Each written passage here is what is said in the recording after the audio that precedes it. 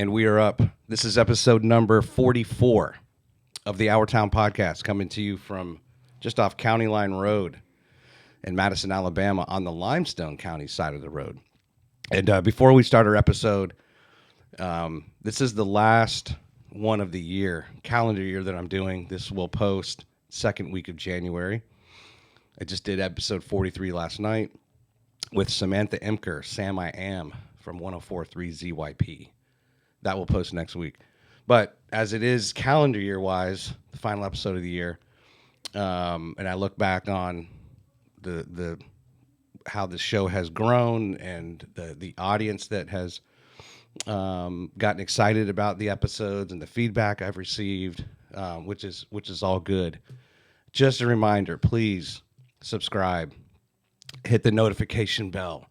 So whether you're on Apple or Spotify or Google, wherever you get the podcast or on YouTube, please just take the time to subscribe. That is very important for lots of reasons. But please, if you haven't done that, please do.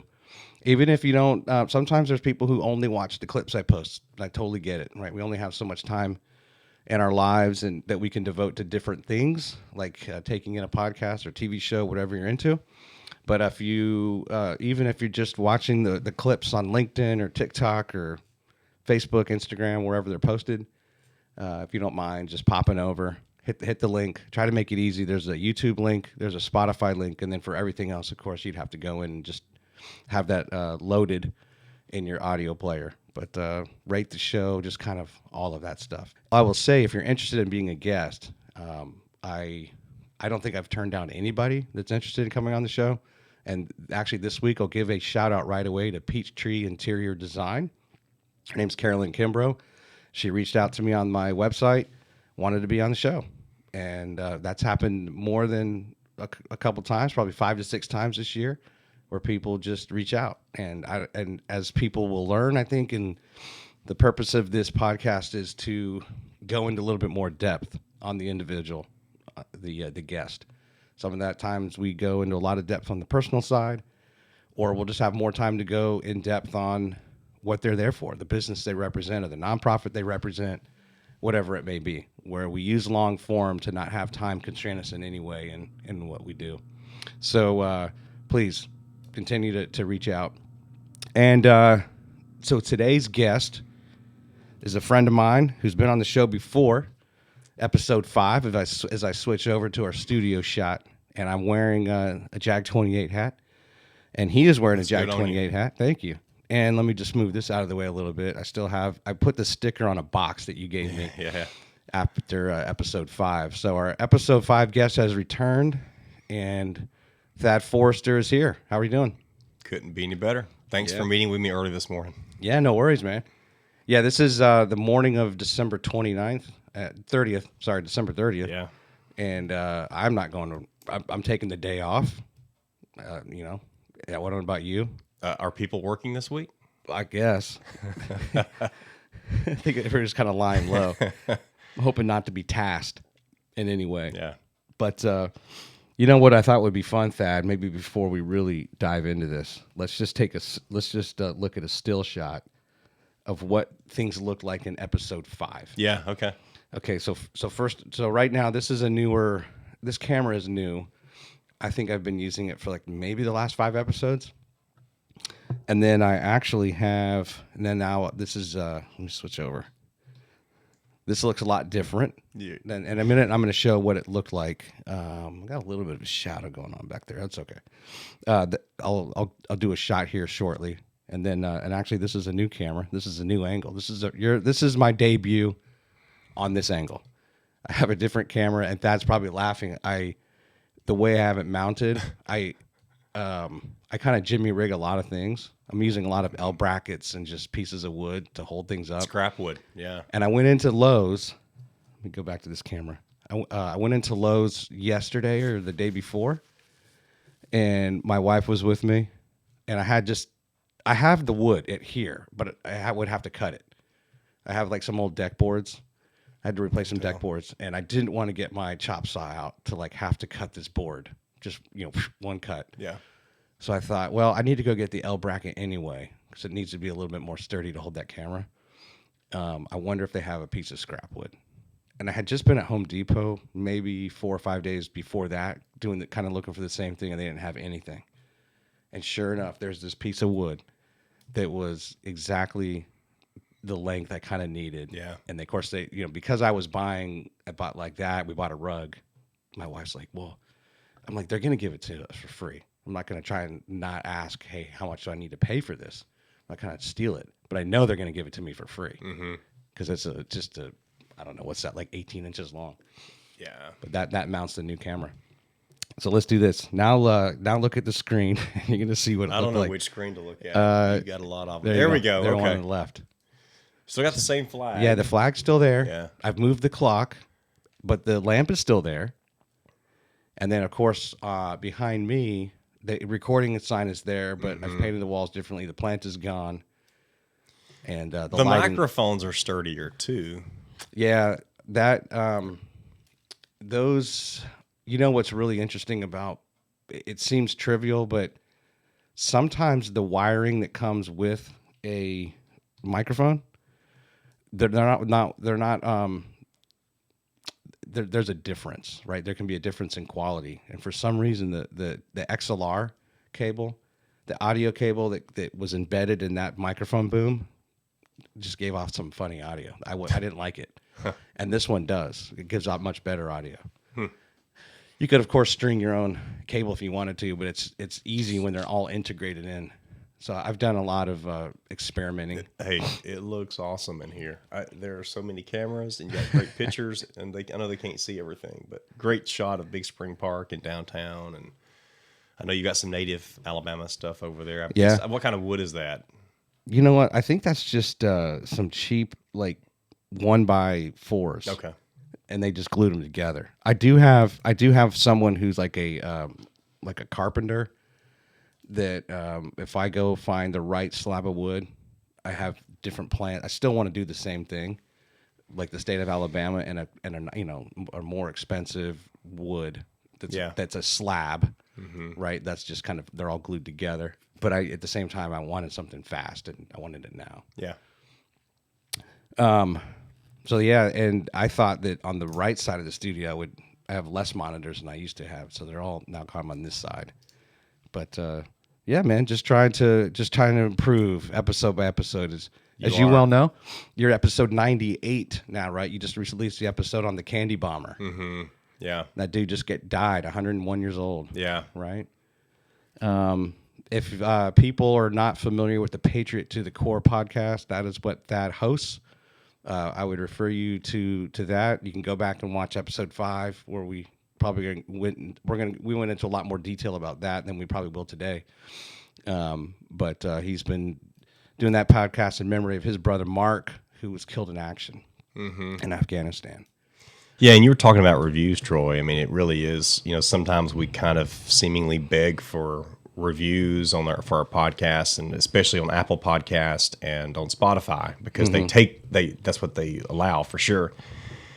And I know it takes a little extra time to write a review, because you can rate it and do 5 stars, preferably all the way to the right, just do 5 stars. But the review takes a little bit longer.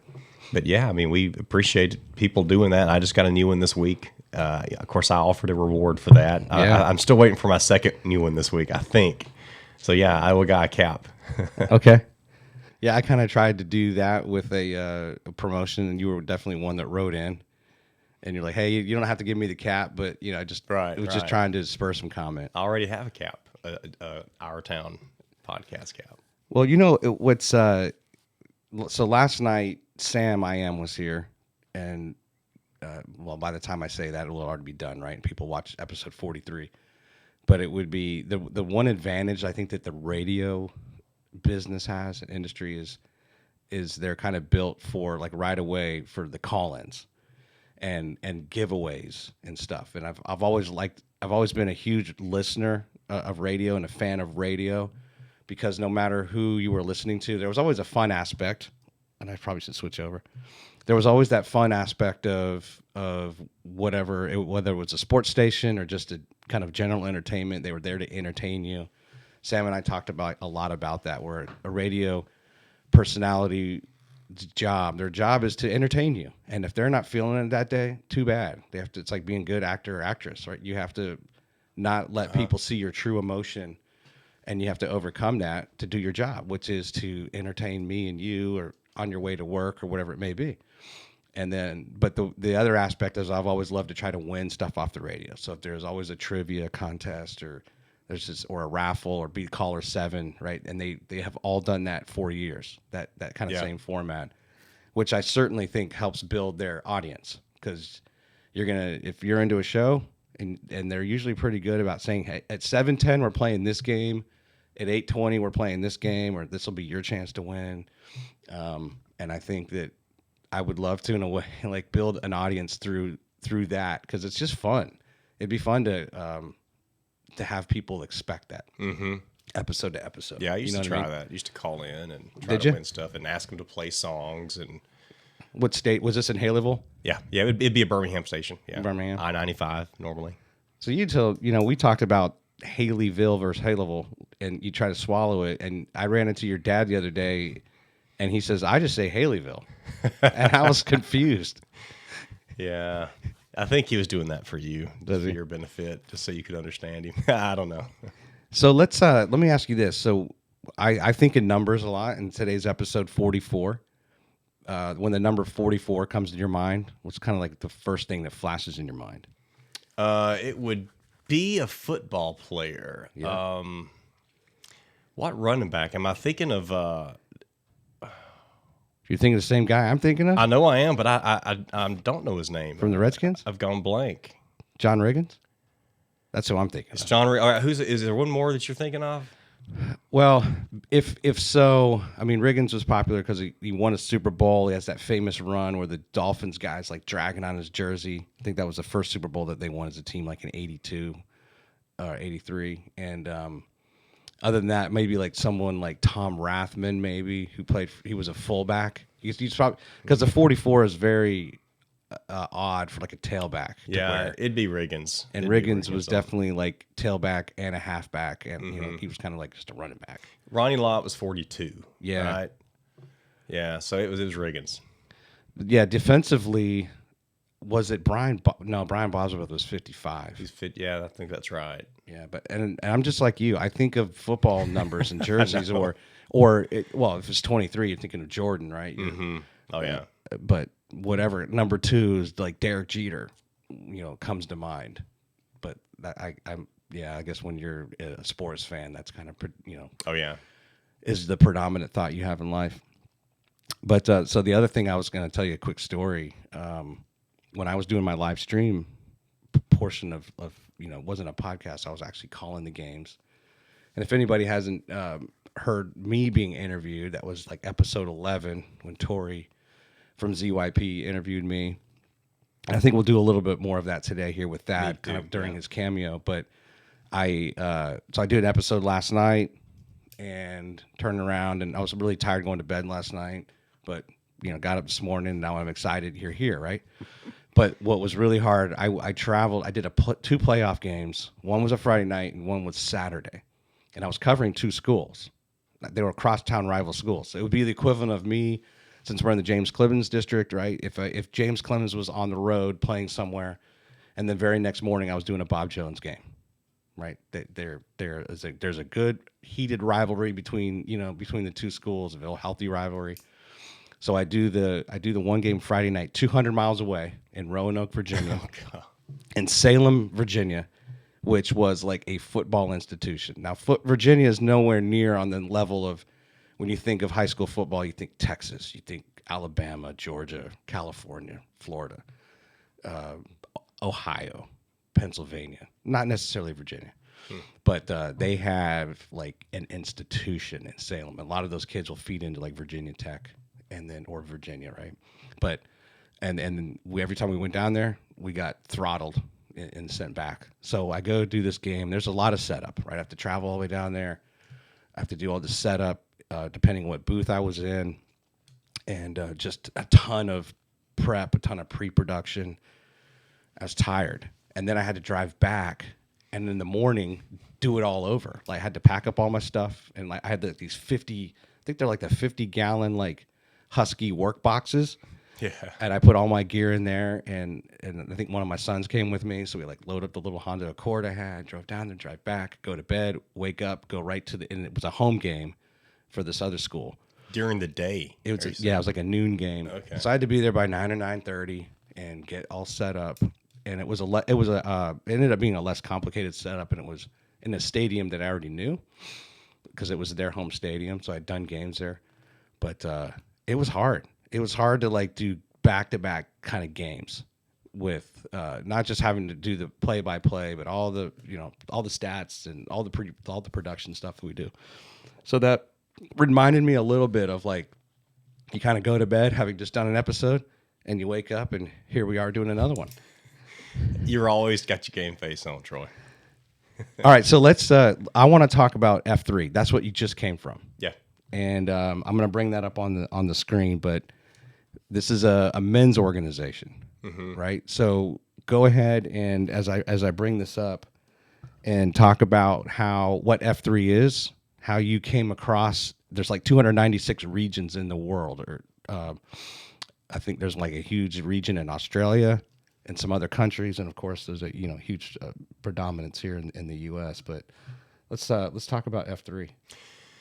Yeah, it's really a great. I think it's just a great thing. I mean, I was introduced to it by a friend of mine from Haleyville, Chad, and so this was in June, and he just invited me, and I'd heard of it before when I was in Birmingham, but it was never close enough, and so I always wanted to try it. So Chad said, "Here you go. You want to go?" I was like, "Why not? Let's do it." So I met him at Big Spring Park on a Saturday morning at 6. And F3 stands for the 3 Fs. It's faith, fitness, and fellowship. It's kind of the main rules are, and by the way, I am not an official spokesman for F3. I don't know everything about it, but I just believe in it and love it. The main thing is it's all men. It's always outside, rain or shine, hot or cold, and it's always it's pure lead. And what else was there? And it's free. So if you're in Huntsville, there is an F3 workout 6 days a week around the city. And some days there's 2 choices to pick from. Birmingham has a lot of them. I think they're going to try to start one in Florence sometime soon. But yeah, they're all over. So, and the thing is it's great. It's like great leadership skills too, because we lead each other. So today we had a guy who moved here from California pretty recently. Just he wanted a better life for his family. They moved here, and he got invited to F3 pretty quickly. And he was the Q. He was the Q. He led the workout today. And that rotates, but you volunteer. There's not like an assignment. You volunteer. Like I volunteer. I'm doing next Friday again. I think that'll be like maybe my 4th Q. It'll be right before I have a birthday. And so have to do a little something extra there. But yeah, it's great. I had a great workout this morning, and I'll be tired today and want a nap. What kind of what was, and the workouts vary, right, from week to week. Yeah. And what was today's like? What was the different sets of things you did? Today would definitely have some unique movements and exercises. One of them during our warm up was he played Roxanne. Okay. And every time, and we got in a plank position from the Rolling song. Stones. From that's Rod Stewart, right? Or is that Rolling Stones? I think it's Rolling Stones, the original. Okay, I don't know which one. I thought it was anyway. Did Rod Stewart cover it? Okay. You know what? Somebody's gonna think I'm an idiot now because I don't know, but I'm gonna go with you. So while you talk, we planked, right? And every time he said Roxanne, we had to do a push up, and every time he said red light, we did a split our legs out. I forgot what you call those. Anyway, so that song got kind of long. It ended up being a lot of quick push-ups and kick-outs. So that was one of them. I mean, we did some bear crawls. We ended up doing a lot of push-ups today. We did some. We also did these imperial walkers, where basically you kick your who is it? The police. I was wrong. What a nut! I knew I cannot believe I got that wrong. I knew it was a. The police. I should have known that. Police. That's like one of my favorite bands. Okay, so we did a lot of crazy things. We did 350 step ups today on this big fireplace. That's an outdoor fireplace. But that was partner work, and we'd switch up and run and do some skaters. And so the thing is it's you don't have weights other than maybe what you can. We have cinder blocks. We call them coupons. Some places have playgrounds depending where you meet to work out. We do have access to a playground or two where we're at in Jones Valley, where I go on Fridays. I think it's great if you can have a pull-up bar, if you can have a hill to run up and down. Yeah. If you've got some, definitely some grass and a parking lot, so you can mix it up with just the combinations are infinite. Do me a favor, bring your mic up just a little bit, like push up on it, like this, like there you go. I want to make sure I get the bass in your voice. How's that? Okay. Yeah, that makes a difference. Okay. So how do people get recruited? You were just talking about the one guy that came in from California, just moved here. Like, how are they sought out? It's a neighbor, a friend. You just invite people, and we call it headlocking. Sometimes get somebody to show up. Like I invited my neighbor one time. I knew he exercised in his garage. Right. His wife exercises a lot. I told him about it, and I said, "Hey, I'm Q, and I'm leading. This is my first one as a VQ, Virgin Q, and back in like September." And he came with me. Okay. And he came to one more, and I asked. I've offered or invited another neighbor of mine that likes to go, and he hasn't gone yet. I try not to invite too many people because I don't. It's like I don't want to make a big deal about it. Like, I don't want you feeling comfortable. Yeah. By saying no to me, because it's a big deal. You do what you want to do. I enjoy it. Yeah. If you want to go, you're very welcome, and I think you would enjoy it. But it's everything you do is modify. So that's a statement right up front. And when whoever's queuing is, hey, these are all suggestions. I'm not a professional. Yeah. Modify is needed. And we've got a guy that has bad knees, and he just can't run much. If we have running to do, he does something else. No big deal. I could not do all the push-ups today. I had to do girl push-ups or lay there a little longer than some of the guys. I mean, you just do what you can. It's not we're trying to compete for some type of trophy or anything. We're just ages from 20 to 65 years old. It's a great age range. And as a great contrast, so the other day you guys did a workout, I believe, on that frigid morning. I think it was like 5 degrees. Yeah, 5 degrees. Yeah, minus something wind chill. Yeah, it was last Friday, a week, 50-degree swing from today. Yeah, and then today it's what, 60-something degrees out? Yeah, maybe? It was 50-something this morning, and much different. No icicles on my beard this morning.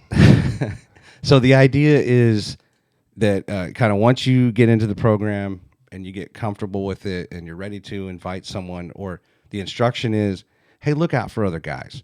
If you're at church and someone new shows up, or you're at work and someone new shows up, or a neighbor, just be on the lookout, right? Be on the ready.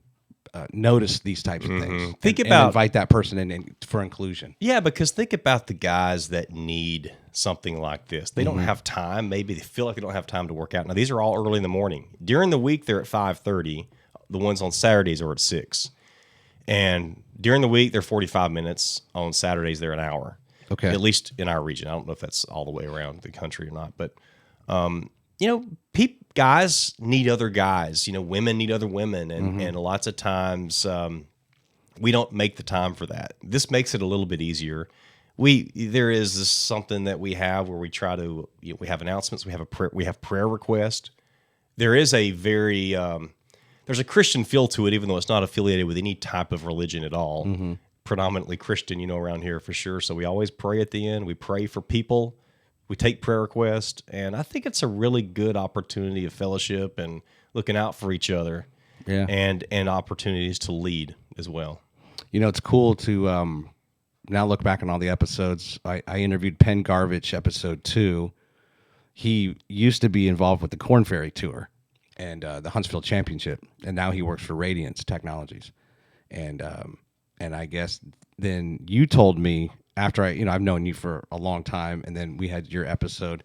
I think it was shortly thereafter you had told me that Penn was also involved with F3. Yeah. And you saw him at one of the workouts. Yep, Penn does a lot of rucking. We have a rucking group too, and then he also joins the F3 boot camp workout. So he's had to take a little bit of a break. I know his wife was pregnant and she had some complications, I believe, but I think the baby's been born. But we definitely talked about Penn a lot in our groups. Sure. So talk now about the fun aspect of, if anyone's been in the military or in in particular, if they've been a pilot, they get like a call sign, and or some nickname, right? Maybe in college or just as a brotherhood. That's sometimes the whole nickname thing is something that guys do. Yeah. And there's something that happens, right? It's part of this where everyone's given a nickname, and then at the conclusion of the workout, you kind of go around, I believe, right, and have to like state your name. So can you talk more about that? Because that's a really fun aspect. I think. It's got this military background to it, the guys that started it. But yeah, and we have crazy names for some workouts. But yeah, everybody gets a nickname. And usually, it's usually if you come 2 times, you get a name. And so you just tell about yourself. And then the table is open for people to ask you questions, random questions, whatever. But then something sticks. And sometimes it's something that you're not going to like.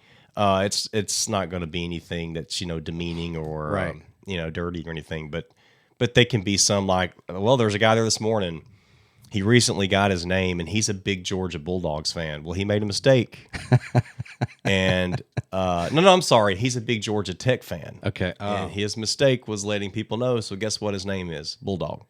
Okay. So today he made it clear he wore a Georgia Tech sweatshirt and Georgia Tech shorts. Doesn't matter. But he's Bulldog. And there's a guy who's I think he's a big Texas fan. His name is Sooner. I mean, it's just, it could be anything. It really could be. One guy he once had a bad haircut and so one guy's like, up Shaggy. You're Shaggy. So just random stuff. And what's your nickname? 911. And how did you Crazy, get it? Yeah. Well, it's from where I'm from, Haleyville. And that's where 911 began. That's our claim to fame. And so that came out. And another guy that's active in the group, Chad, he's from Haleyville too. And so he's the only other one that knew what that meant. But somebody approved that, and so that's what I am. So like you were saying, then there's a little bit of Q&A, and there's just kind of this, almost maybe as the group will kind of come to this consensus on what they're going to name you. The group once they get a feel for it. And then whoever's queuing that day kind of approves it. Said, okay, this is what we're going to go with. Gotcha. Yeah. That's cool, man. And yeah, I think guys, we all. When I was talking to Sam, one of the things that ZYP has done is they've teamed up with the Huntsville Weight Loss Centers, and they came to them and several of their on-air personalities, but Sam and Tori in particular. It's like a 63-day program. And they lost like 30 pounds in that time, right? And they've been talking about it on air. But if they hadn't done it together, she was like, that was her accountability partner. Tori was to Sam, and Sam was to Tori. It would have been very difficult. And so when you're trying to get into fitness or you're trying to get on a diet, it is nice to have a group, right? I think that's why these group classes work, or something like F3 works, where you have that outlet, right? You have that additional... that brotherhood in this case to hold you accountable, right? Because I'm never going to get up early to work out. I don't like early workouts. I've tried it off and on my whole life, and I don't like it. I'd rather work out midday, and that's normally what I do. But on Fridays, I'm getting up early, and I know there's going to be 7 to 15 other guys there that probably feel the same way I do. But we're there together, and so we build off of that. That's awesome. So you've been following. Let's switch a little bit to the news and just stuff that's going on. You've been following the Southwest Airlines thing? Yeah, a little bit. And here's a picture. I think I have a picture I want to show. And it's funny because when I saw this picture, I had a thought. And then we went to dinner last night with some friends, and it's Dr. Joe Denoto and his wife mentioned the same thought that I had when she saw this picture. So here's the picture. Do you know what this is? Well, I don't know where it is, but that is a disaster of luggage right there. It's all the baggage, right? It's an A shot somewhere. But the thought I had, now having moved to Alabama, is that the unclaimed luggage is out near like Scottsboro. Yeah. It's like this. It's like this store, right, that exists that you can go in and buy stuff that all came from lost luggage. And everyone in this area is as not trying to necessarily poke fun, because a lot of people had their lives completely disrupted and other plans, but a lot of that stuff may be heading to Scottsboro. That's a good point. I didn't think about that. Yeah, I was just thinking about poor people. When will you get that back, if you ever get it back? I mean, there's going to be medicine in there. There's going to be computers. There's going to be toys. Good grief. Great clothes. So what are your... I'm usually one who I don't necessarily read up on all national stories to find out, hey, how did this happen? Mm-hmm. Or I'll make some assumptions that it's not as bad as people think because we just live in this world where everything gets way blown out of proportion. But the more I read, the more I realized, oh wow, this was something that was a long time coming. I don't know if you've like studied up on it at all.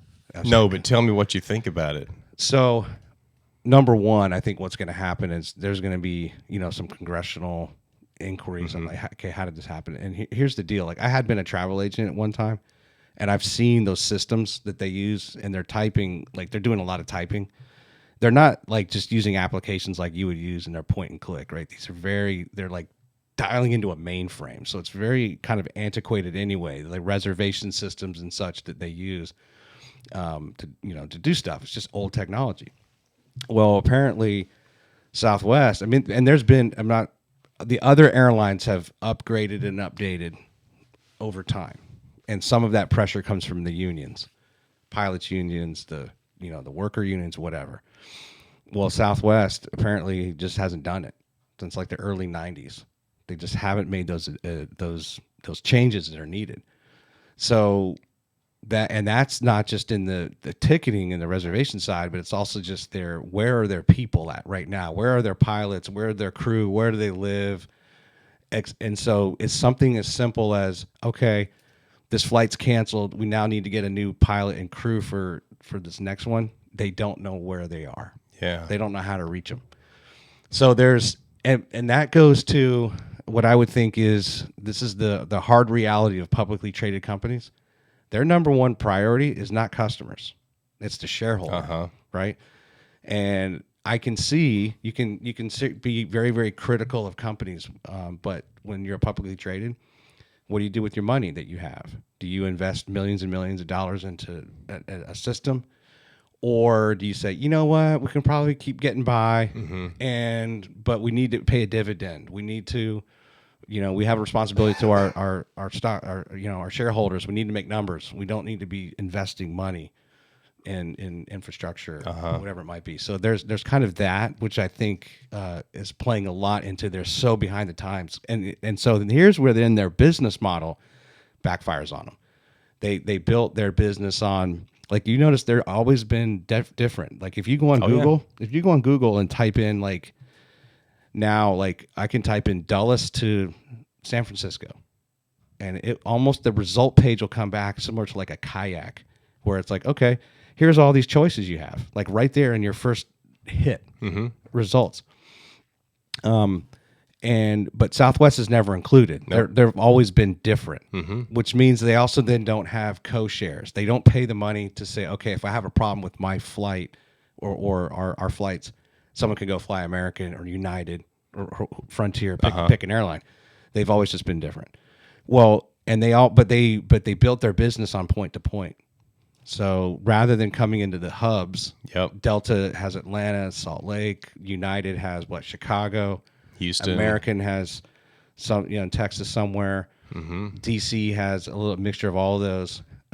When you have a hub model, then you have a lot more of your pilots and your crew that live in those cities. Yeah. So when there's cancellations, they can mobilize them because they're going to be coming out of the hubs out to the spokes. But what they did was they do kind of the spoke to spoke thing where it's like, okay, we're going to fly you from Albuquerque to Des Moines. It's nonstop. Well, that's really awesome if you're a customer and you're interested in that route. But the problem is once they start canceling 2,500 flights due to weather and stuff, well, now your crews are stranded and your pilots are stranded all over this spoke system, and you don't even know where they're at because your systems are so old. And then the route, it's very inflexible. Like, how do you get your planes back? How do you get your pilots back? And even if you've got everybody but one crew member, one stewardess or flight attendant, you can't leave, right? If you're one short, maybe even if you got a low low numbers on the flight, you got to wait, right? I think that's. I'll tell you, I had a neighbor, and the airline business is already inordinately complex, like extremely complex. I don't know if you ever did. It's like linear programming I did like in college, like in it wasn't a math class. It was like I did it in Excel. Yeah, like in Excel. Yeah. But it's just all these conditions, right? It's Uh-huh. the same thing if you own like a pizza company. Like, what's the ideal time, that we should have? What's the ideal number of drivers that we should have, right? And based on the number of pizzas that we sell. So the same thing. How do they? It's all linear programming.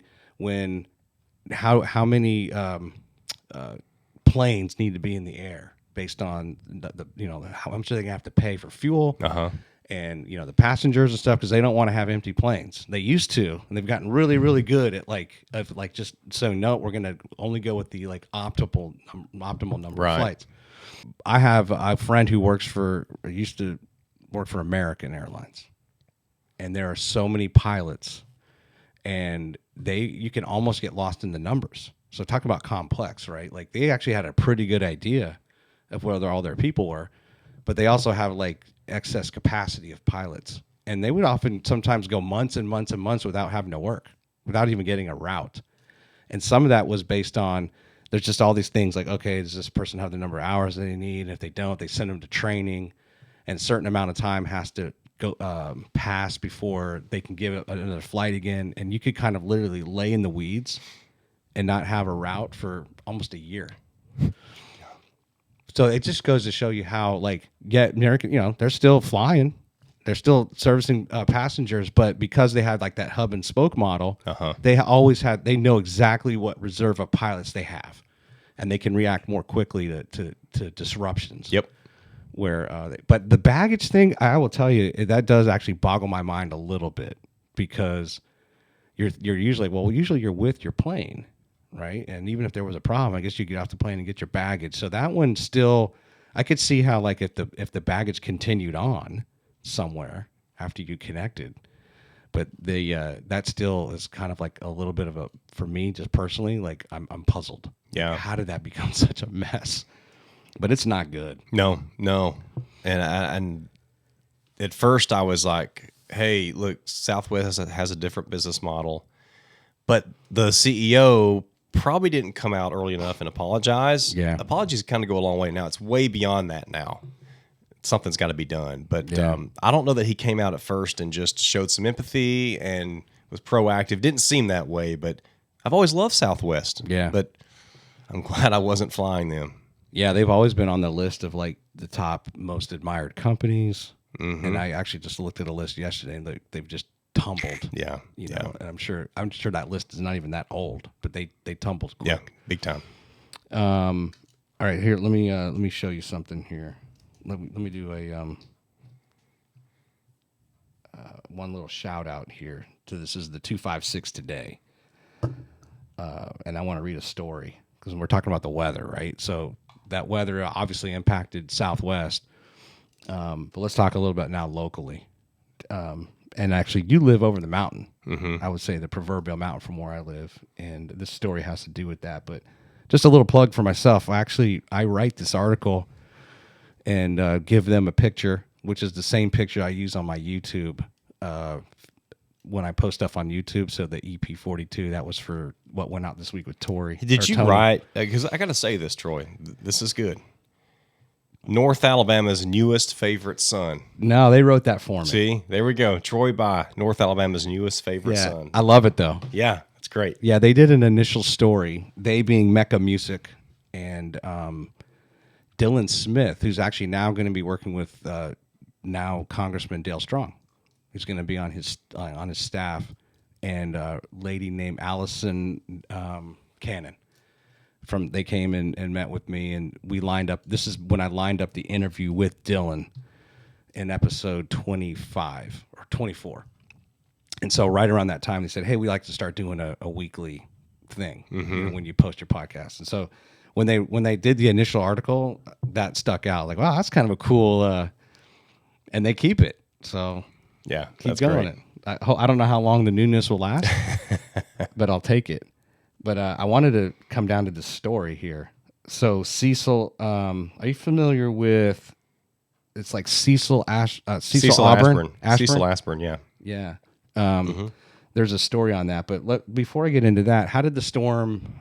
Did it affect you at all, or your family, or any of your friends and neighbors? No, not that I know of. We happened to be home. Now I was out on Monday. It started snowing, and I didn't expect anything. I didn't know it was going to snow at all. But I was like, well, this is a big deal. And I was out for a little bit. And while I was out, I said, I can tell it's snowing up a little more on the mountain. I want to drive up there on Green Mountain and see what it looks like. Well, I started going up Green Mountain, and I realized I better turn around because I could see it sticking, getting a little slushy. And Green Mountain has some really steep portions with like 90-degree turns. And so I went through one of those, and I just turned around and said, forget this. It's no big deal. Not worth it. So I'm glad I did not. So, no, we were home, and we were not affected, thank goodness. Yeah. Yeah, I actually was supposed to go to Atlanta this week and take my son back. Well, he's getting married in May, and so he was visiting us for a week. He was going to fly back to the D.C. area and hang out with his fiance and her family for a week and then go back to school. And we were going to drive to Atlanta so I could see my mom and my sister. And we started out. It was the day after the storm. Tuesday. Yeah.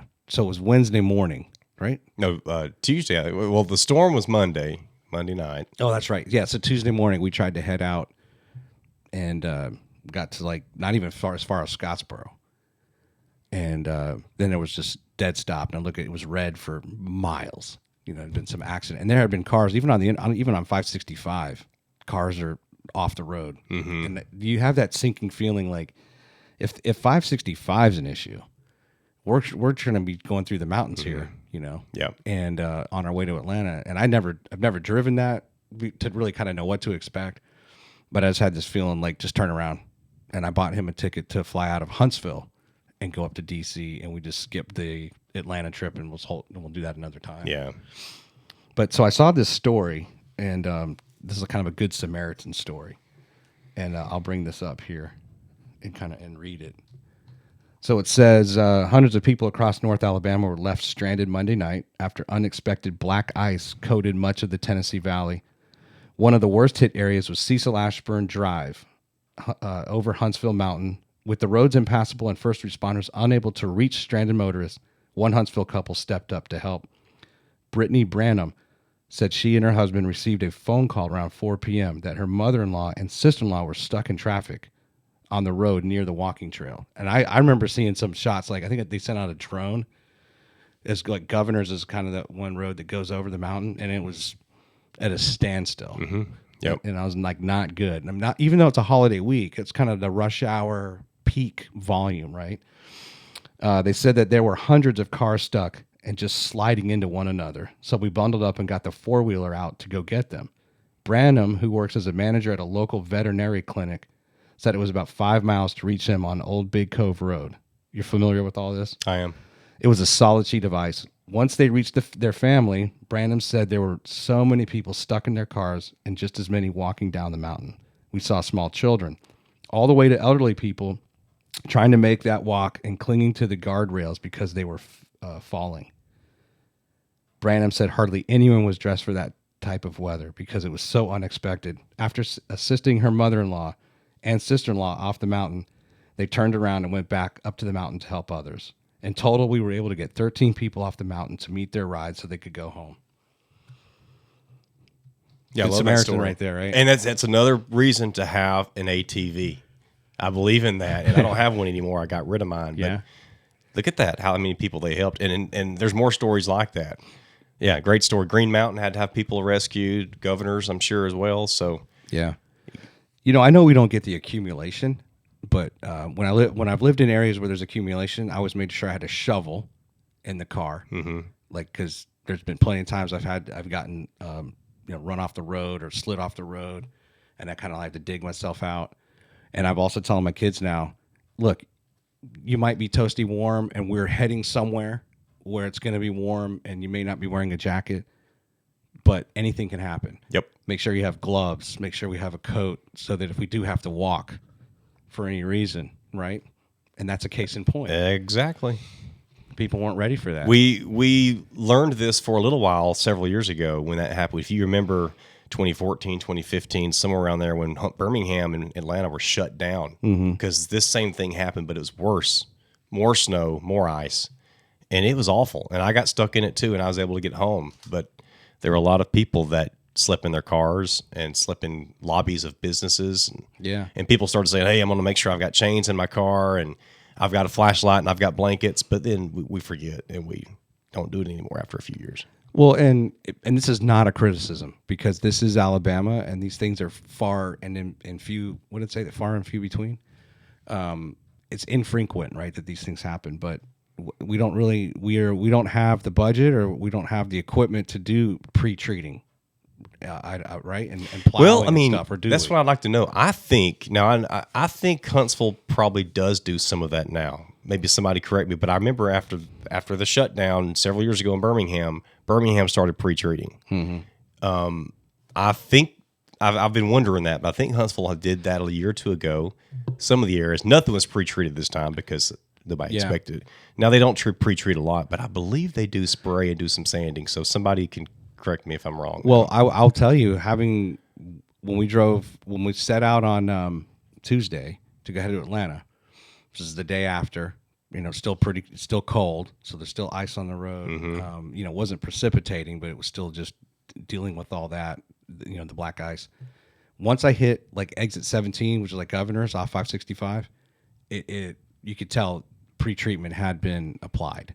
Like the road actually was was just asphalt and it was melting. They hit it. But then once we went back over the mountain on the other side, then it was back into the kind of patchy, dicey, So yes, I think you're right. At least Huntsville was able to do some pre-treating. Well, I don't know and I don't think they pre-treated this time. They did treat, after the fact with some hot brine and some sand gravel mix and different things. Yeah.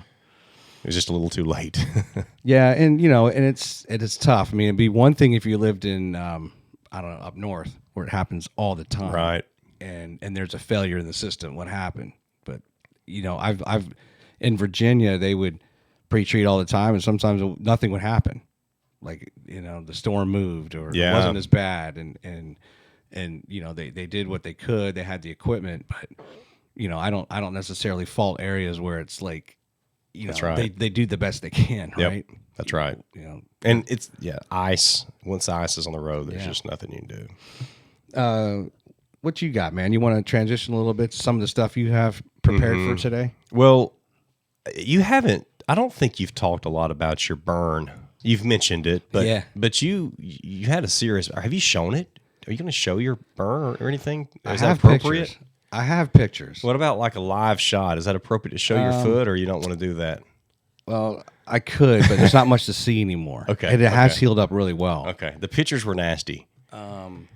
Yeah, maybe I'll come prepared. I don't know, because I don't know if some people, I guess they can say, hey, just turn your head away, That's right. Yeah.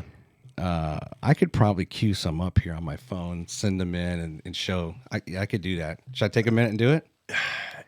If you feel like it, I think people would want to see it. Most people. Okay. I'll let me go ahead and send these to me. So we'll just take a little break here. Yeah. So I wanted to ask you.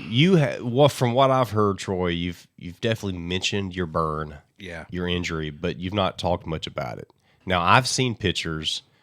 I think it was pretty significant, and so I think you should show some pictures. Either pictures or show the dadgum foot, one of the two. But okay.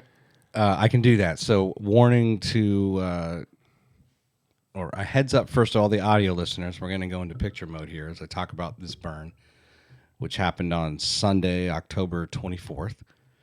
And then so those who are watching, I don't think these are necessarily gory. I mean, we watched The Good Doctor a lot. We've started, even though it's like 6 years old. I just started watching that show, and there's like surgery scenes. I'm like, oh my gosh, I have to turn away from the TV. And nothing's that bad, but they are severe second degree burns. And so I am going to switch over, and I'll show you some pictures. Yeah, do that. So before I bring up the first picture, let me just set the stage. I'm out cooking chicken on the grill, and then one of my sons I've asked him to start a fire in the fireplace. Our outdoor fireplace. And we had all this wood that we had bought last year, so it's even more seasoned than it was. So we were excited. It was going to be a little bit of a chilly night. So, hey, it'd be great. Let's do an outdoor fire. And he just was having a hard time getting it going. We didn't have the right kind of newspaper we would normally use to, start a fire. and the kindling wood was a little bit too thick. So he went and got gasoline and brought the gasoline out, filled up a little mason jar with the gasoline, and that's when, like, I was up on the upper part of the deck cooking, and that's when I kind of went down to say, hey, what are you doing? Hey, what are you wearing? I was wearing shorts, and I was wearing a pair of Hey Dudes. It's kind of like these new shoes I like to wear, so I'm not wearing socks. Okay. But I'm just wearing shorts and a T-shirt. And I'll show you. I actually have we'll go through some pictures here shortly. And so I lean in to basically say, that's not a good idea. And he had already, like, started to just douse the thing. Now, there were live embers that he didn't realize were still there from his failed attempts. Mm-hmm. And even if there wasn't live embers, then even if he had lit a match, we would have probably had the same scenario, just the amount of gas. So the live embers take, and this massive fireball comes out of the fireplace, and at light. So I think that didn't hit me, but what it was is his little jar caught on fire because he was doing this, and the jar caught fire, and that became like a flamethrower. And so then he jerks, when he's trying to dodge the fireball, and the gas and the fire come out and hit me on my leg, my thigh. And so my right leg, essentially, all these pictures you're going to see are from my knee down, essentially. But at the time, people were like, hey, did you stop, drop, and roll? Like, you know what? I was in, like, disbelief because I've had fireballs from bad, like, propane grills. I've had at least 3 fireballs come in my face in life, and it singes your eyebrows. It's kind of a cooling effect. It goes away. And so I just kind of assumed, I'm looking and I see I'm, like, on fire, but I feel like it's just going to go away because anytime I had faced fire before, it just went away, and it didn't. And so then I start feeling it, and I start feeling the pain, and credit to him, he realized he wasn't on fire, and he came over and just, like, helped tackle me and smother it and put it out. So here's the first picture. This is. Did he tackle you in the grass? No, we were just down on the deck. So like a wooden deck. I was probably no. It's a tile patio. Okay. But there's wood around it. And then of course the fireplace is all stone and stuff. But I think I was just starting to feel enough pain that we have a hot tub that I probably could have. I would have still had to, like, lift the cover, to jump in. And I was probably seconds away from deciding on how do I put this out. Because right where I was, it was kind of cramped with the chairs and the table. I just couldn't figure it out, how to put this fire out. So here's the first picture. So now we're in the ER, which Huntsville Hospital, the Madison location, is a mile from our house. And I am feeling the worst pain I've ever had as far as, like, consistent pain. I don't know if it's the worst pain. Like I've told people, I've never given birth, and I've never had a kidney stone. I understand those are extremely painful events, but it was just persistent, right? It wasn't going away. Yeah. It's got to be getting worse. Is it not getting worse at this point as time goes by? It's going to get worse. Okay. So it doesn't actually, to me, now that I look at it, it actually doesn't look that bad. But I mean, that skin, particularly like down on my ankle, now in hindsight, my ankle actually took the worst of it. And you're going to see a lot of and that's actually a different pair of shoes. They're not the shoes I was wearing. You'll see the one that's charred here in a minute. That's disgusting. But the skin just came right off, right? And it's very pink underneath. I thought, hey, I actually had kind of a decent tan going, right? Okay, so that's picture 1, and these are just some different angles of it. And just so you know, when you go, Birmingham has the burn center. So here, all they were going to do, they kind of picked at some of the dead skin. They did a saline wash. They just took a bottle of saline and just. How'd that feel? It hurt. It hurt, but not as bad as the worst of it came later. Okay. And I've always felt very safe and comfortable in the hospital, and I'll never feel as bad as I am when I'm being attended to. But when I get home, then I'll like feel the worst of it. There's just something like I'll never really feel awful when people are, like, attending to you, or you try to block it out or something. But yeah, it hurt, but not as bad as it was going to. This is now, that was just like in the triage room. So now I'm actually waiting to be seen, and they're going to start picking at this. And look at that skin down near the ankle, right? It's like you're wearing socks. Yeah. And then that's so this is now the next morning. This is Yeah. down in Birmingham. That's nasty. And that's probably the grossest picture I have. And they're now going to treat this and pop that blister and everything. So this is probably a day or two later. It's starting to get very red. Looks very different than, the other shots I just showed you. And now I'm at home, and the worst pain was, so that was a Sunday night. Monday morning, the shots I just showed, we're down in Birmingham. They take all the skin off that they can. That hurt really bad. They wrap the leg, and they send me home. So Tuesday morning was like my first shower. And this is probably after that. And that was some kind of pain. And my wife is helping to just continue to debride, as they call it. And she's touching it and we're putting like baby soap on it. And my body went into shock. Were you using warm water, cold water, lukewarm? What? Yeah, just kind of warm, just comfortable water. And I was just kind of sitting. And here's the thing. The worst pain, there's my shoe, by the way. So that was the right shoe that, luckily, credit to my son, when I was on fire, he ripped that shoe right off. So good. I was never burned on my foot. It was just above that on the ankle. And then there's my shorts. And I'll talk about the skin thing here in a minute. And that's where it kind of hit me. You can see that little hole.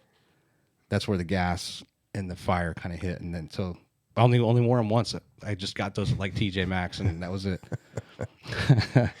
And now it's starting to. This is like probably. We tried to take pictures every day, but it gets kind of hard unless I should have time stamped them. That looks like a Halloween makeup right there. Yeah, this is probably the most red. Are you laying on your stomach here? No, I'm laying on my back. You are? Okay. This is just on my back. And then this is now, I think this is probably this is now the Friday of that first week. I went to the burn center 3 times. I went that Monday, right after it happened. I went Friday, and then I went the following Friday. And I guess that's all. Let's see, that was picture pack 1. Here, let's go to picture pack 2.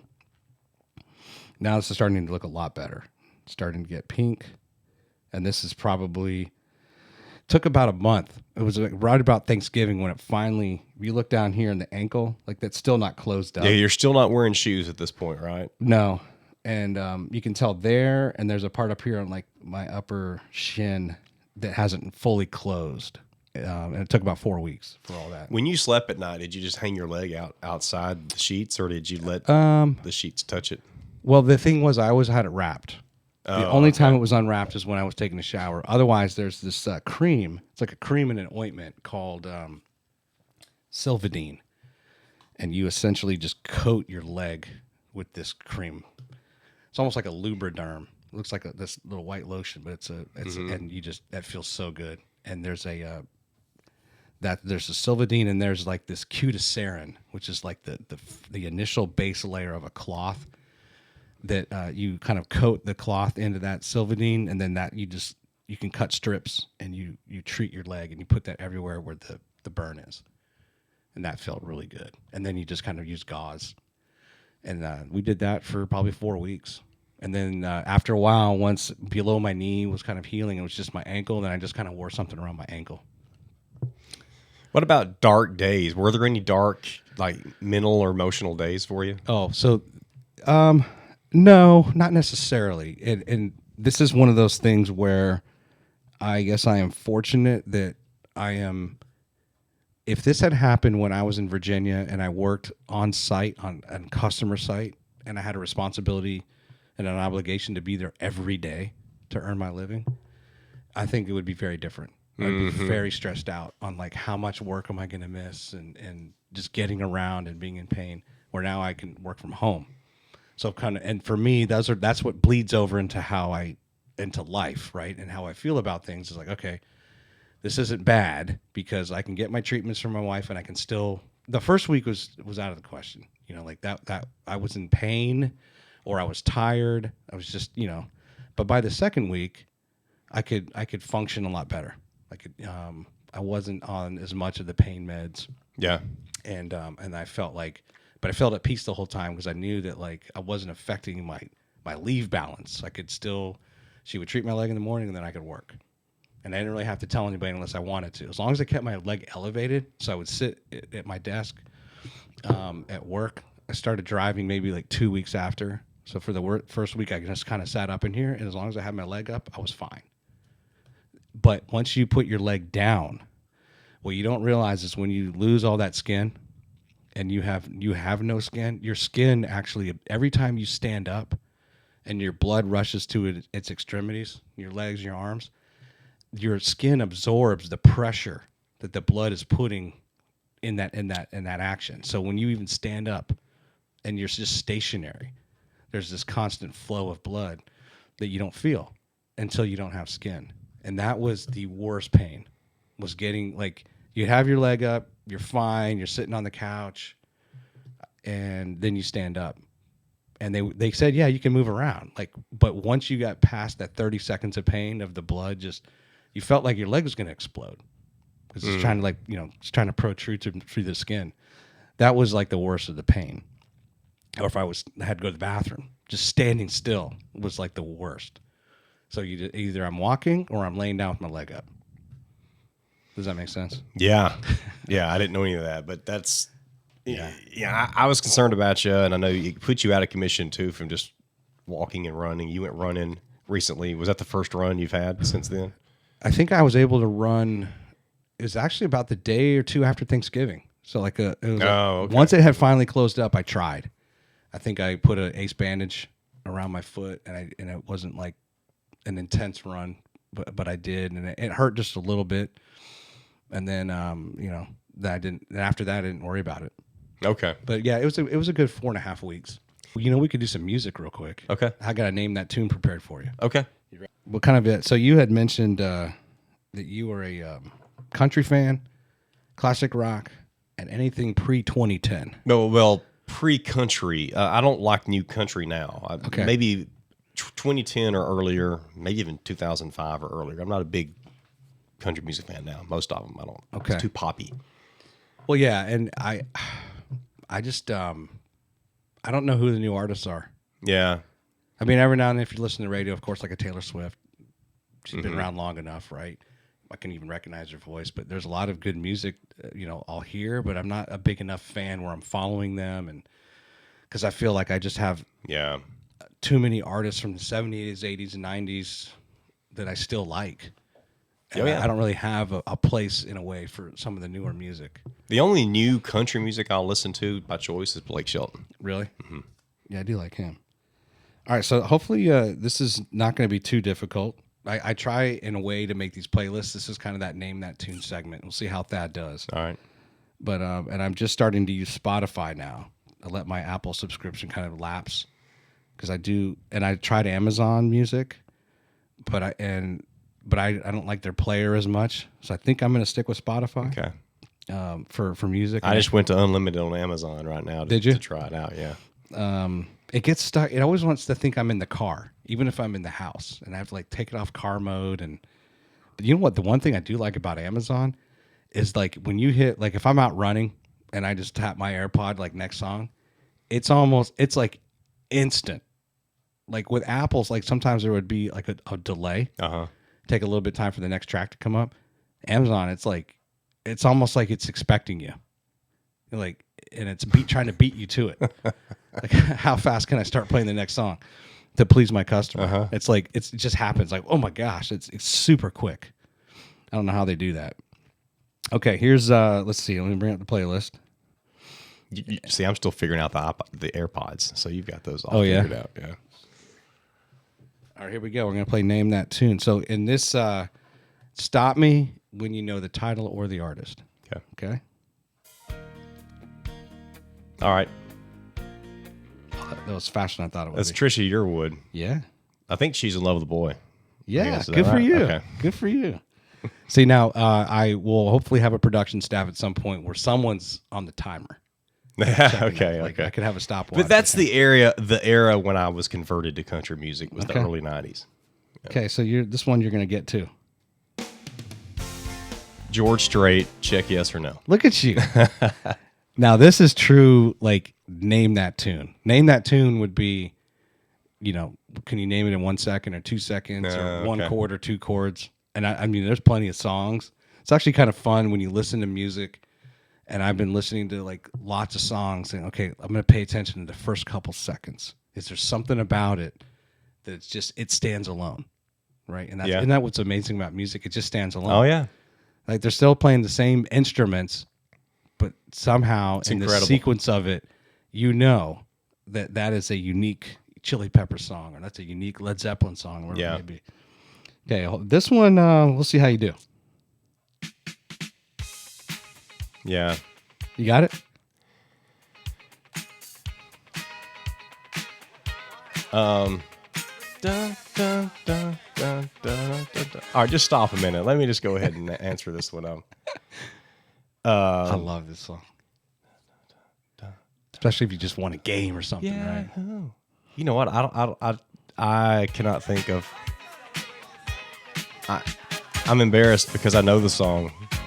So the name of the song is Celebration. Celebrate, okay. Celebration. Do you remember the band? I'm gonna say it's you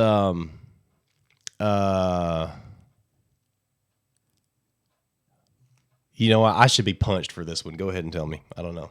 Cool in the Gang. Cool in the Gang. Cool in the Gang. I like that song. I like Cool in the Gang too. Here we go. Here's I think this is Hairband. Okay, that's gonna be Whitesnake. Here I go again. Look at you. Look at you. Dude, so far you have been the best player of this game. Well, I screwed that last one up. Cool in the Gang. Cool in the Gang is bad. I'm not sure why I have this one on, but we'll see how you do.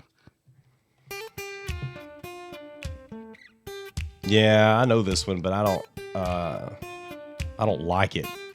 Okay. Is it Uncle Cracker? Yeah. Okay. I don't know the name of it. Follow Me. Follow Me. Okay. Again, another interesting guitar start, yeah. right?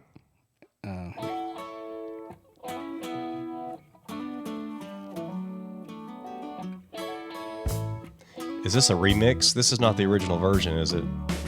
Okay. It's a remaster. You're right. Johnny was a schoolboy when he heard his first Beatles song.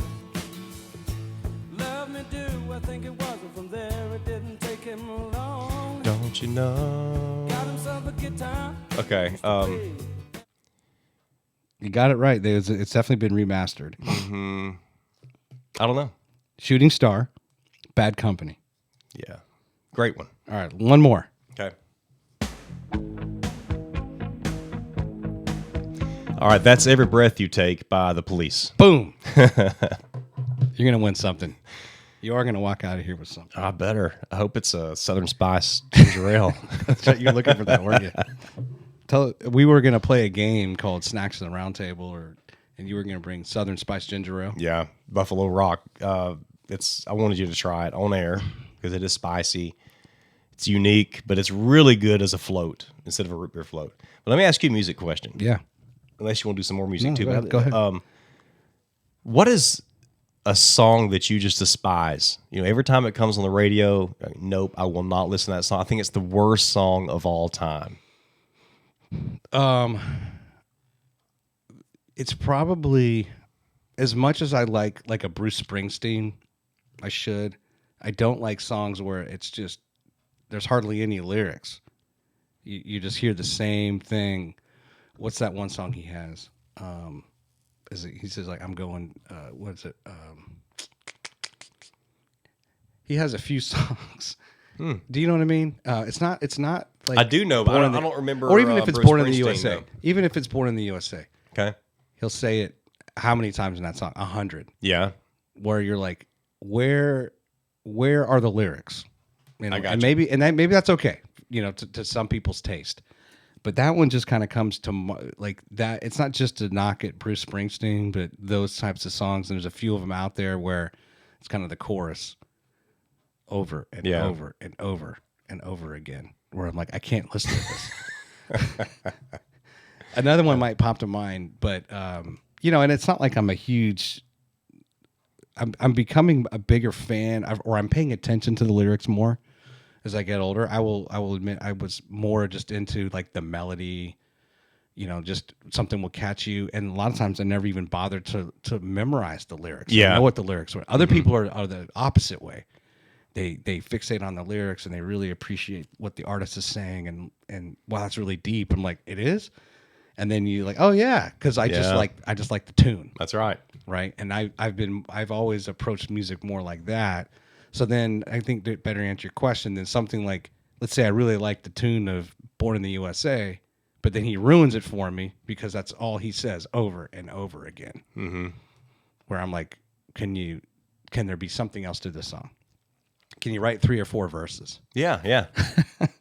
That's a good response. And if there are, they're too short, and it ends up 3 or 4 minutes of the same thing, you know. And that's just one that comes to mind. What about you? You have a song you hate? Oh man, I've had this one forever. This is an easy one. Ace of Base, The Sign. The Sign. Now I think that came out in the mid '90s, and I remember hearing it on the radio when I worked at the Silas Wood Shop, and I always told them it's the worst song ever. Probably anything by Ace of Base. Is it because of the lyrics? I don't know what the lyrics are. I don't. I'm like maybe like you, and my wife makes fun of me. She's like, "Do you know what this song is saying?" And I know the words. I'm singing the words, but I'm not paying attention to the meaning. And there's been songs I've been singing, and my mom's like, "That," and I'm like, I mean, it's obvious some of the words, but I'm like, I wish I wasn't paying attention. And so it goes to show how people can get to you through the lyrics. But I don't. The words have nothing to do with it. I mean, I think they do say "I saw the sign" many times. Yeah, it's just a horrible song. But you know, now that like we're in the moment, I can't like nothing's coming to mind. But I know that as soon as we go about our day, I'll start thinking of hundreds of songs. I've got a song what about that one. "Don't Go Chasing Waterfalls" that used to play on the radio too when I'd work. And I worked with these friends that were girls. We built furniture.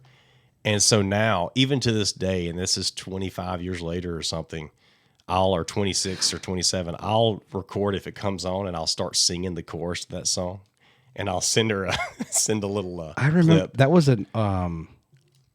was that African American artist? Is it TLC or something? It was TLC. Yeah.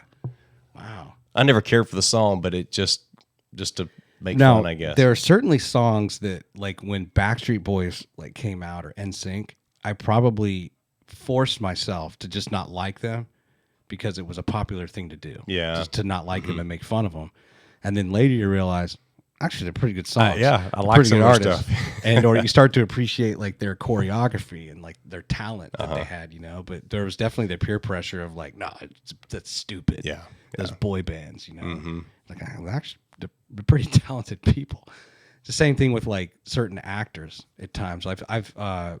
I would follow that peer pressure, or I don't know if it's like Al Bundy, for example. Yeah, it's a terrible show when it came out, you know, on Fox. There's probably a lot of friends I have, or even myself, where I wasn't able to watch it, and you just thought like I was too young to realize how good of an actor like someone like Ed O'Neill, Al Bundy is. Yeah, and the fact that he didn't really want to like take the part, but he did, and it worked out, but. You know, I guess for some reason I just thought like he was just that kind of guy all the time, right? It took those kinds of roles, and I find out later, now this guy's like a really, really good actor, and I'm just young and dumb, you know? Yeah, I loved him in Modern Family. Yeah, he's good. What else you got? High school. Yeah. So, if you could go back, what would you do differently?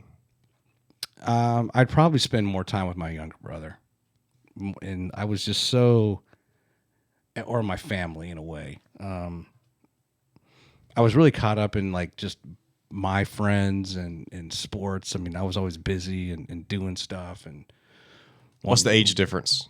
With my next youngest is like 5 years. Yeah, 5 years, and he's homeless now, right? And he has significant drug problems and stuff. And I'm not saying that would have solved anything, but there were a few times I remember him like he just hadn't had any friends, right? And I could have just spent a little more time. I didn't have to go out Friday and Saturday with my friends. I probably could have taken him bowling or even brought him along with some of my friends. You know, I don't think they would have minded, and I didn't do that enough. And so that's definitely one thing that still just bothers me on like how different would his life be. You know, what decisions he would have made or not made have I just spent a little more time with him, you know, and, you know, even that kind of goes for all of my siblings with our circumstance, but I just that one because he was in the home with me. He was the only sibling that I lived with that long. And but you know, other than that, I thought I liked school. I loved going to school. I wasn't. I'll tell you one thing I would do differently from an academic standpoint. I was actually would have prepped for the SAT or the ACT. I actually would have taken a class. I didn't. I just assumed I would be this kid that I guess I graduated high school and then what? Like, I never thought I would really go to college. I just thought it was like I wasn't good enough, right? I wasn't the model American boy that was going to succeed.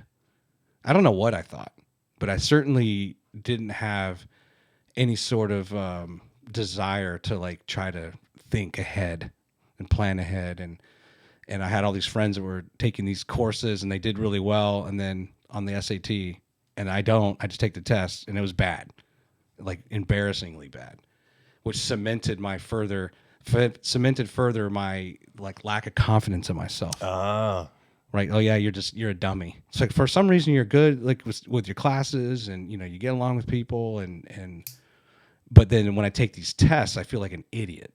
So it wasn't a case of you feeling like, things just always work out for me. It wasn't that then.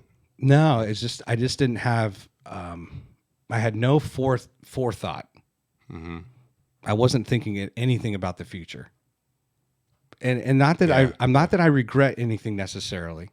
I don't know exactly how anything would be different, but I don't feel like I just kind of approached life as if there was like no plan for me temporally.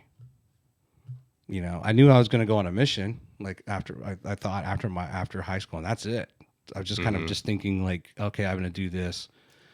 But you know, and then everything just kind of worked out later. Right. But if you hadn't gone on the mission, what would you have ended up doing? I mean, I went to school for a semester. I don't know if I would have gone into the military. Maybe I may have gone that route. I probably would have transferred a few times. I probably would have tried my hand at certain schools. I just kind of know myself. I would probably followed a friend around, but I don't know.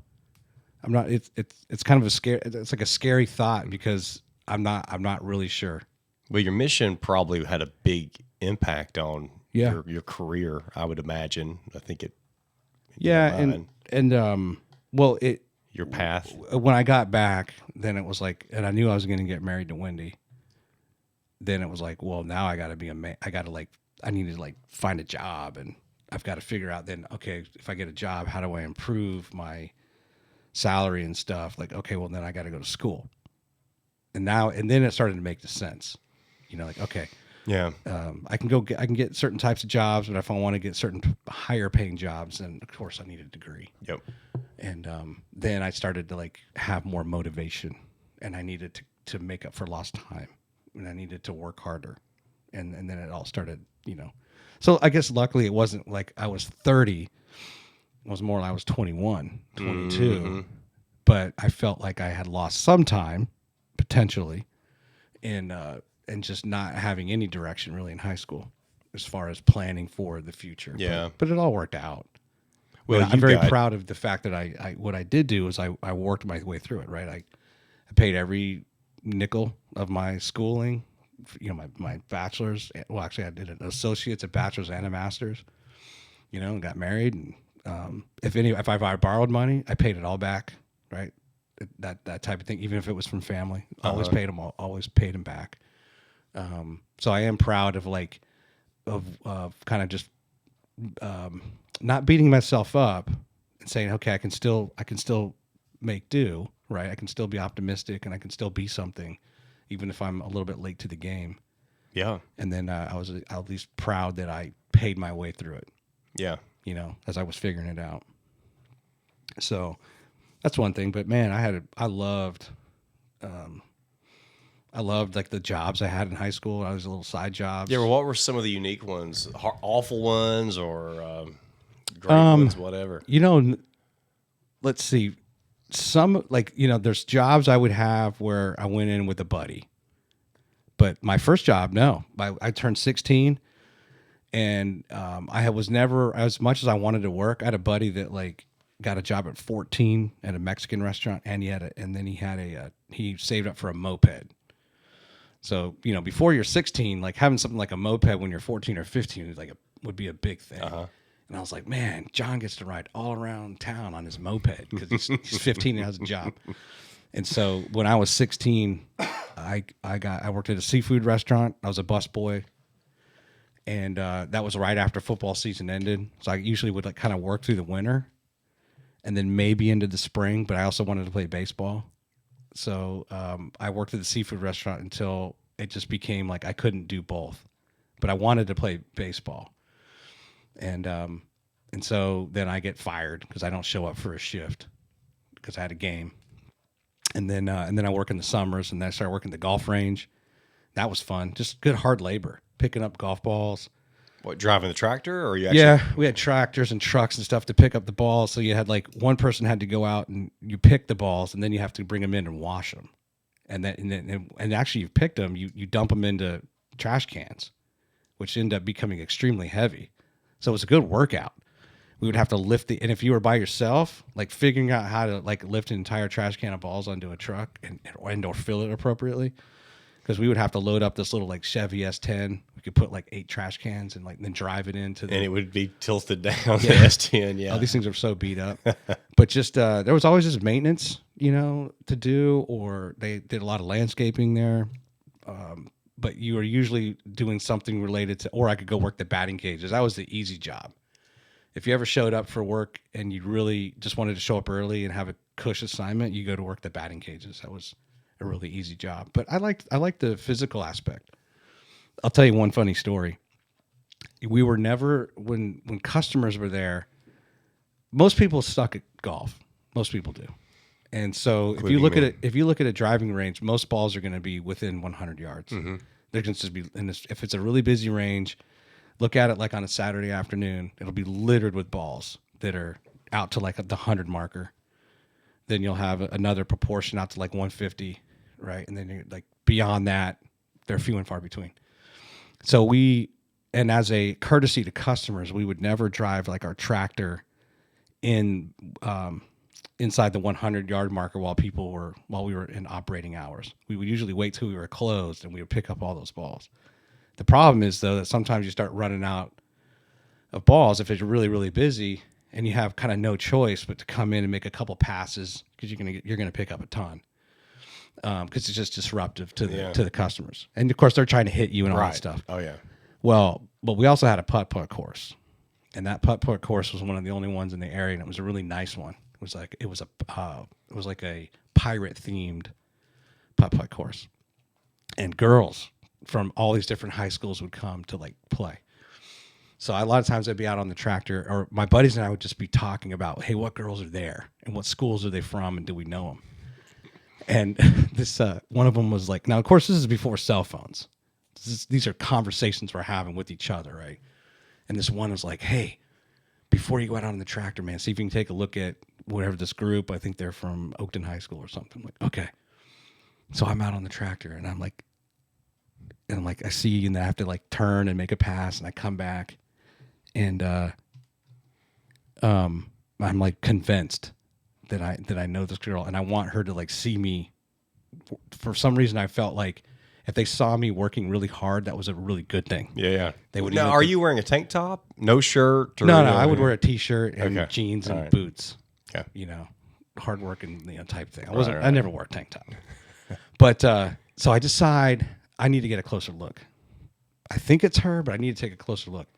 So I come in. I do what I'm not supposed to do. I'm now inside the 50-yard marker, and I'm picking up hundreds of balls, and I'm getting closer and closer to this fence. It's like a fence of chicken wire that they created to keep balls from going in and hitting the people.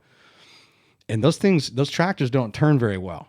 They turn like a boat, And so I have a little throttle on the tree, and I know I'm getting to the point where I need to turn, but I just can't get a good enough look. And I wait too long, and I start to turn, and I crash. I crash into this fence. And it's kind of like, when you watch a movie or TV show and someone does something and the music stops and everyone just stares. Uh-huh. It was a bad crash. The A-frame of what holds the golf balls is all bent up. the tractor's like crashed into it. It can't even move. It's like inoperable. It shuts down, and everyone's staring at me. Everything has stopped. Yep. And of course now I'm in trouble. The owner's like, he comes out. What are you doing? You're not supposed to. And there was like all this damage that was done that had to be, fixed by the day crew the next day. The tractor just sat there until they could, tend to it. And everyone's laughing at me. Then I have to get out because we had like this little cockpit. Yeah, they had built. yeah. It was like chicken wire thing around, and I had to now get out and reveal myself as the driver. Yep. I just wanted to sit there till we closed. Did you take a bow or anything like that? Or You were just too embarrassed? I may have. I don't know. Or I probably tried to blame it on the tractor. I probably went up and like took the wheel like, and Kick it. it just didn't work anymore. But that was one of my favorite jobs because there was a lot of kids from school that worked there. Did you get fired? No, I worked there a long time. I would work there. That was probably the one job I had seasonally for like 3 years. In fact, I worked there until the night I left for college. I went out to Utah and I drove cross country and I worked the night shift till about 11 p.m. and I woke up at 5 a.m. and left. Like I would always work till as long as I could to save up for whatever, and I wasn't one like, oh, I'm going to take a week off. Like, no, I'll take hours off between stuff. But, and I worked in an old folks home, worked at a car wash. Those were ones you just kind of hooked up with your buddy who also worked there. Yeah. And, the gas station. That was a good one. It was just 4 pumps. This was a Mobil, which is now Exxon Mobil. They bought them, and there was 4 pumps. Of course, everybody had to come in and pay you. There was no pay at the pump, right? So, cash. Was this credit. did you actually? Was this full service? We had one full service pump, but most people were like, just you don't, unless they were elderly or requested it, it wasn't automatic.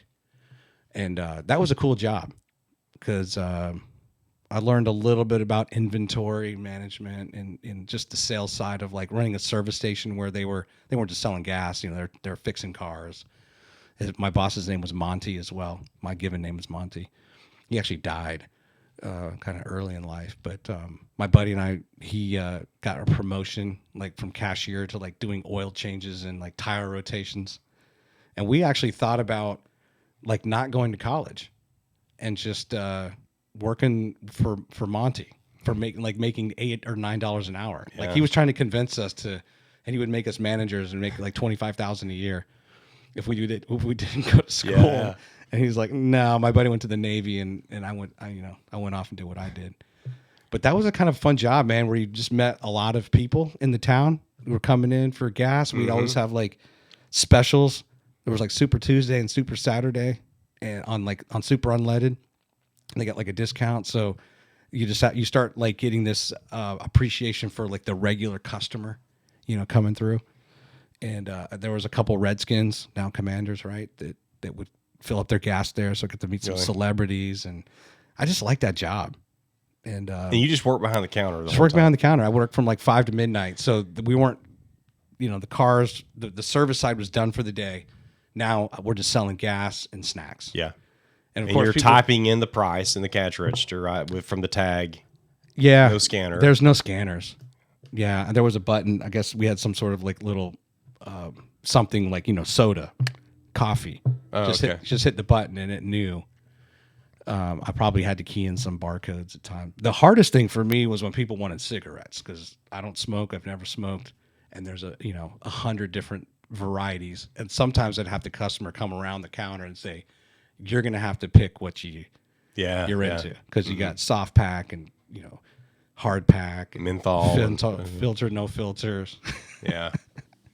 That was the hardest thing about like working Did there. you always ask for ID? No. I probably, did we sell beer? I don't think we sold alcohol. Well, even tobacco. I mean, even tobacco. Maybe. But I probably let that slide. Yeah. The hardest part about that job was when your buddies, there'd be like some raging cool party going on somewhere. And they would come in like, dude, you got to come. Like, dude, I don't get off till midnight, but there would be something fun, going on. Yeah. In the area, whatever it was, a game I missed or something. But I'd work like 6 days a week a lot of times, covering other people's shifts and stuff, and just trying to earn money, and it's just what I did. Hard worker. Yeah. I guess I enjoyed it. Somehow I got my schoolwork done. I don't know. Maybe I did schoolwork there. I don't really remember. You may not have had much homework anyway. Yeah. I don't know. Yeah. Well, I think I did. Somehow I took care of all that. And that probably goes back to what I was saying before, like just the regret of I worked a lot, and if I wasn't working, then I wanted to be with my friends, and I just didn't spend enough time with my family. What about you, man? Did you work in high school? I worked in the summers.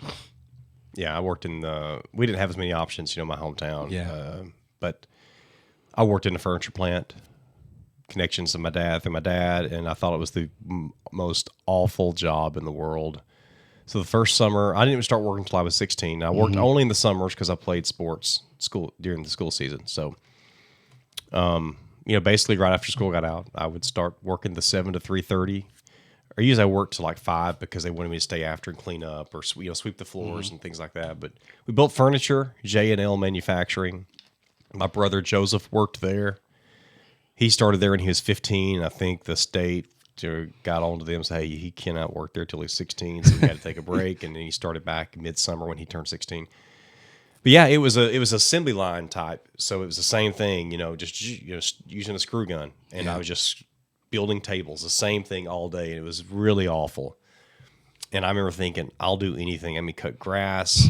A lot of my friends were not working, or they were working maybe something a little more cool, like working at the golf course, something that was not structured like this. Yeah. It's really hot in there, and I learned a lot of things about stuff that I didn't really need to know about. There's some interesting characters that worked there of all ages, but one of my best friends in the world I met there, and we're still great friends to this day. But yeah, we used to hear all kinds of crazy stuff from guys that were a little bit older than us.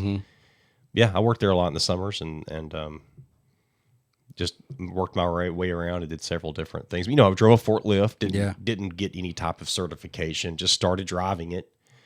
And shipping and receiving is a huge business, isn't it? yeah, and I didn't work shipping or receiving much, but I would just move stuff around. If we needed tabletops to get them off the top rack and move them down to the front of the line so they could be built. And so it was really good experience for me. But that first summer, I said, I will do whatever it takes to never do this the rest of my life. I mean, it was, you're standing all day. Yeah. Same position. We got 2 breaks. So we started at 7. We had a 10-minute break at 9:30. We had lunch from 12 to 12:30. And we had a break from 2 to 2:30. Or no, 2 to 2:15. Breaks were 10 or 15 minutes. Right. Sorry. And then it was over at 3:30 unless they needed overtime. And lots of times there was overtime. I didn't give a rip about overtime because this was just extra money for me. Obviously, I wasn't taking care of a family. But, I still usually worked. Yeah. I worked overtime. And, of course, they needed us to come in on Saturdays lots of times to clean up and climb up and collect all the sawdust out of the big thing and clean it out. I mean, yeah, just good high school jobs. You know what? I don't know if you ever worked 2 at the same time, but like in the summer, after my senior year, I graduate.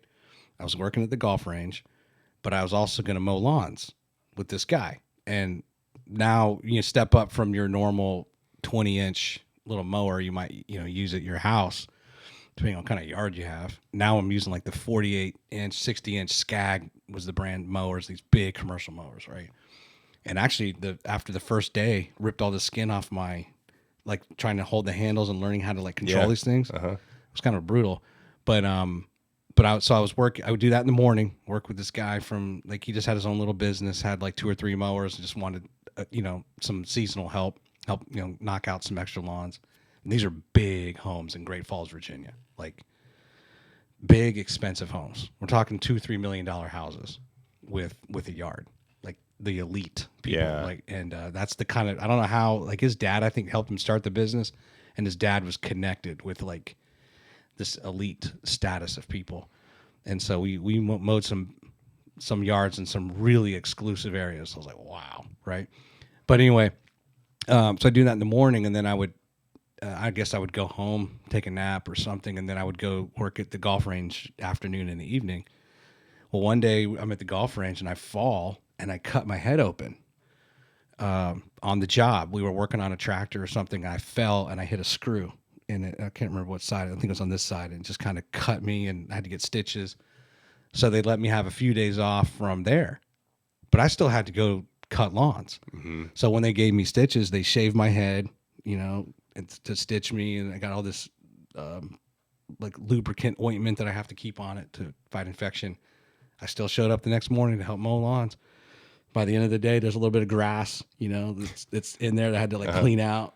I didn't go to the golf range job because I guess I had workers' comp, but I still showed up to mow lawns. And the guy's looking at me. He's like, "You all right?" I'm like, "I think so." It's hot. I mean, it's just like the Alabama summers in a way. Maybe not as hot and as humid, but similar. Close. So it's just like, well, I have a commitment to him, so I'm just gonna take my scar and good lessons.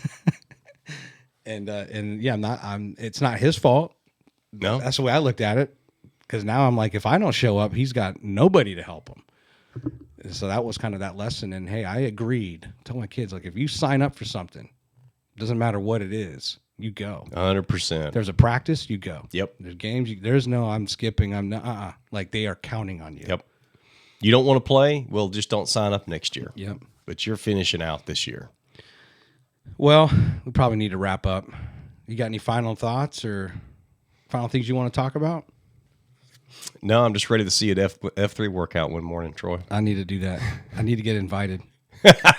No, I feel bad because Labor Day weekend or something, right? I was supposed to go, and I can't remember what happened. That's right, I wasn't able to go, and I felt really bad. Actually, I'm like, I should be there. I'm not guilting anyone into doing it. No way. I'm looking forward to it, though. Well, Thad Forrester, again, so we have the, let me switch over, the Jag 28, and this nice little gift that my daughter gave me, but Mark Forrester Foundation. Actually, let's recap real quick the year, because I did walk with you the 28 miles. We did the virtual. Yeah. Next year it will return to Haleyville, but if again go back and catch episode 5, we talk about the foundation and some of the key things, but the walk is one of them. The golf term as far as fundraiser, but you want to summarize, if you will, how the foundation did this year in 2022? Well, we had a really good turnout at the golf tournament. It was at Robert Trent Jones in Muscle Shoals in early August, and we had the most teams we've ever had. I can't remember now what it was, 18 or 22, but it was a great turnout. We've got to figure out how to get more sponsors so we're not having to pay for some of the prizes. And we're all part-timers, so it's just a matter of how hard do we work to get those sponsors. But it's good. So now we're excited to be back in Haleyville again this year for the walk in May and the race. And so there's not good hotel options over there, but I did find some Airbnbs, so that's great to know now. There are some of those. We had a bed and breakfast that was great that hosted people every year for the walk and race. It closed recently due to a death.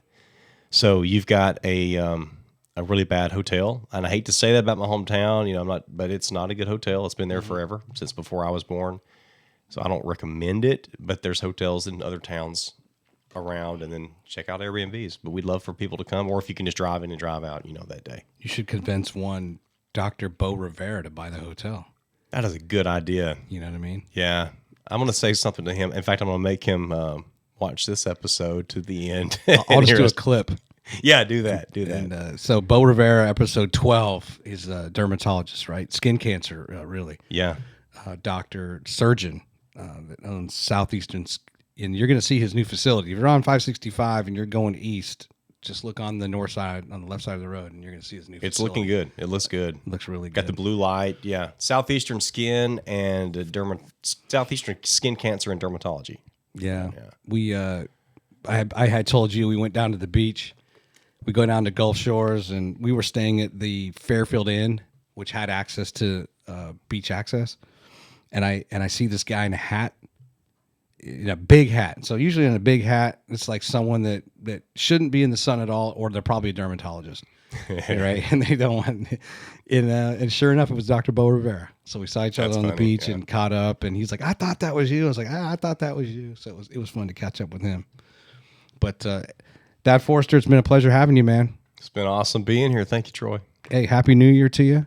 Happy New Year to you. I'm not sure what resolutions or whatever I have in mind, but I wish you all the best as you kind of think about things you want to accomplish next year.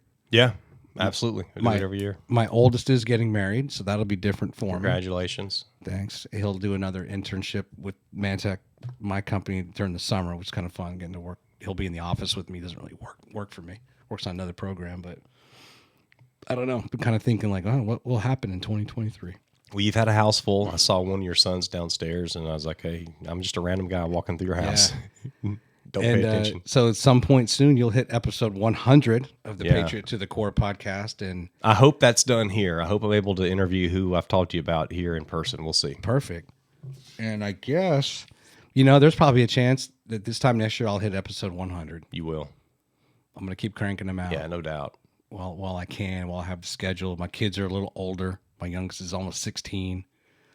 And there's been different stages of life. There's no way I would have had the time to carve out, right? Early morning or late at night to do these types of things. So, but anyway, I wish you all the best, man. Good friend. Hey, you're doing great work. So appreciate all the people you're supporting and promoting here too in the Appreciate area. it, man. All right, have a good one.